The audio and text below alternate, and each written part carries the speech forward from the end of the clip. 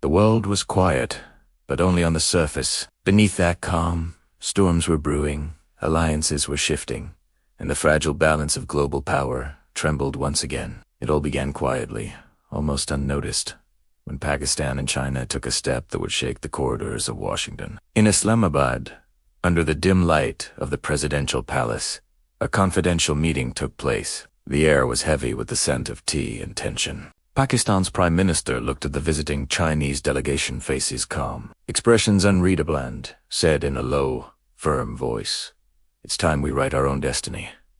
Across the table, the Chinese ambassador nodded slowly. "Together," he replied, "we are stronger than they imagine." And with that single sentence, a new chapter in world politics began. For years, America had looked upon Asia as a region to control, to manage, to guide. But now, two nations both once underestimated, both with wounds and memories of betrothal, about to challenge that dominance. The announcement came weeks later. A historic, strategic partnership between Pakistan and China. The words were simple, but their meaning was enormous. The press release spoke of trade, infrastructure, and peace. But everyone knew this was much more than economics. This was defiance. This was a statement to the world. We will no longer live in America's shadow. In Washington, the reaction was immediate. Advisors crowded into the Oval Office. Maps and documents spread across the polished wooden desk. One of them said sharply, "If this alliance strengthens, our influence in the region will collapse." The president leaned back in his chair, silent.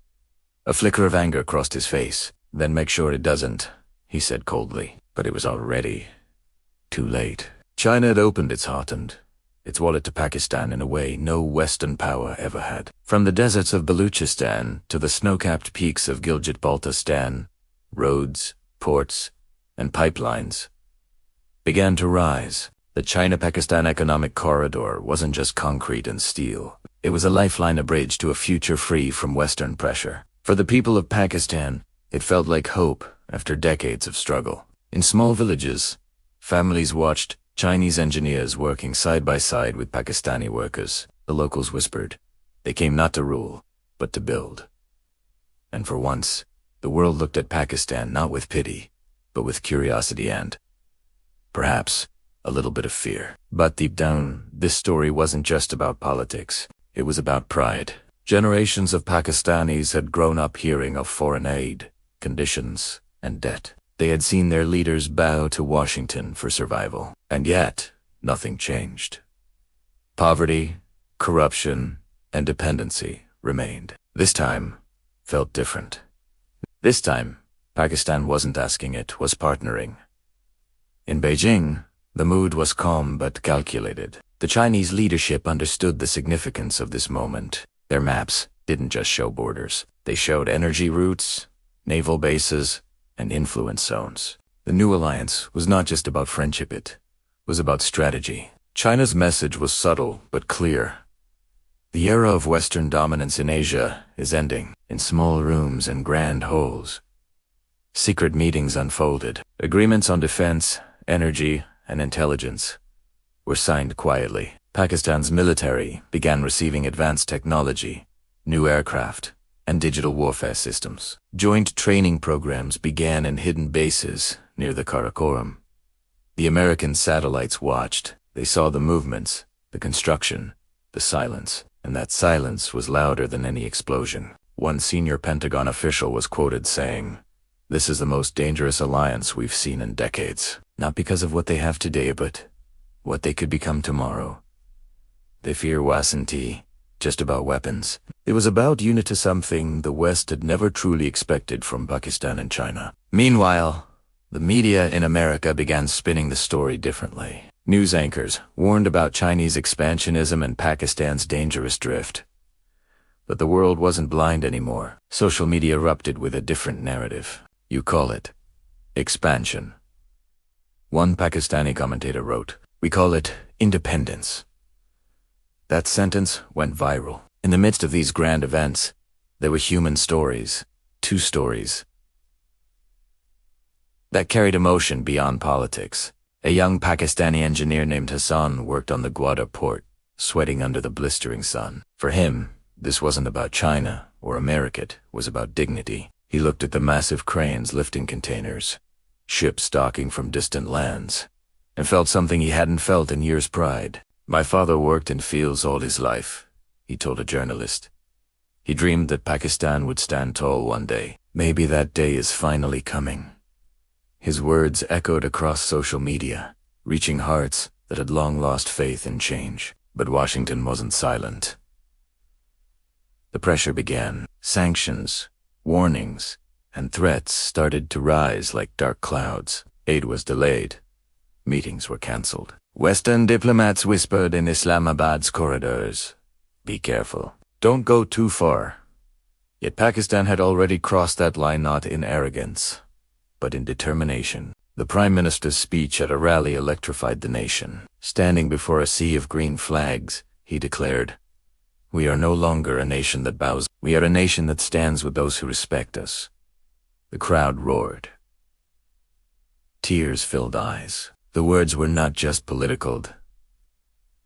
They were personal. In Beijing, a quiet smile appeared on the faces of those who had planned this for years. China's vision was working to create alliances that challenged the global order without firing a single bullet. But America's fear was not just about trade or military power. It was about losing control, losing the narrative that had shaped the world for decades. Because if Pakistan, a country once dependent on Western aid, could rise through partnership with China, others might follow, and that terrified Washington. Months passed, the alliance deepened. The first Chinese-built fighter jets were delivered to Pakistan. The first fully operational naval base in Gwadar was inaugurated with both nations' flags fluttering side by side. The symbolism was too strong to ignore. And yet, behind the scenes, danger was growing. Intelligence reports spoke of cyber attacks, secret funding, and covert attempts to destabilize Pakistan from within. But the people were united now for the first time in decades. Then came the moment that changed everything. A leaked document from a U.S. defense analyst. It warned, if Pakistan and China continue on this trajectory, America will lose strategic control over South Asia within 5 years. The document spread like wildfire. It wasn't just a report, it was an admission of fear. America's big fear wasn't just Pakistan's rise. It was the death of dependency. It was the realization that nations they once controlled were now thinking, acting, and standing independently. As the sun set over Islamabad one evening, the sky burned orange, casting long shadows over the new highways and power plants built through Chinese partnership. A father held his son's hand and pointed toward the horizon. "Do you see that, son?" he said softly. "That's our future. It's ours not." The boy looked up, eyes wide, as the flags of Pakistan and China fluttered together in the distance. He didn't understand politics or strategy, but he understood one thing: hope. In Washington, another late-night meeting took place. The mood was tense.